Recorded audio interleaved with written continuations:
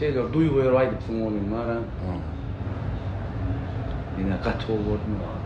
Sağ ol dostum, yakın. Ben aydımçılar diyorum, aydıp bir yanda şey dua etti, koşku yadandı.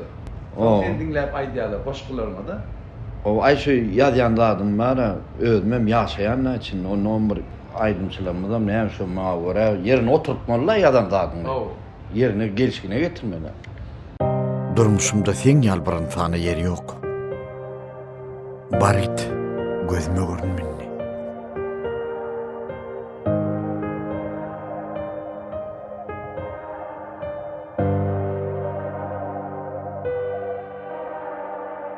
Men yüreğimi berdim sana, sen hem ketel berdin bana.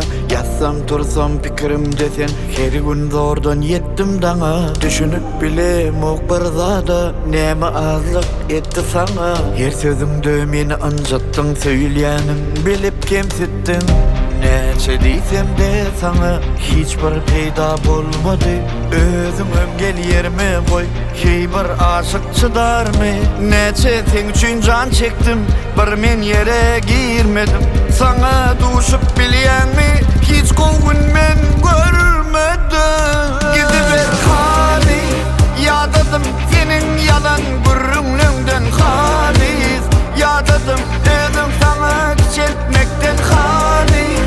Yadadım sana yalvarım ağlamaktan, sen yanımda kadırım yok. İntek bana polarısın da halis. Yadadım senin yalan gürrünlüğünden halis. Yadadım özüm sana küçeltmekten halis. Yadadım sana yalvarım ağlamaktan, sen yanımda kadırım yok. Karış yentek bulursun da.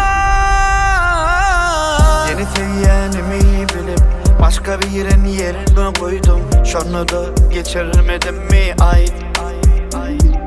Bundan beter neme deyin ya özüm o da atayın. Gerek gelsin yalımana kol siye közüm kalayın. Keşke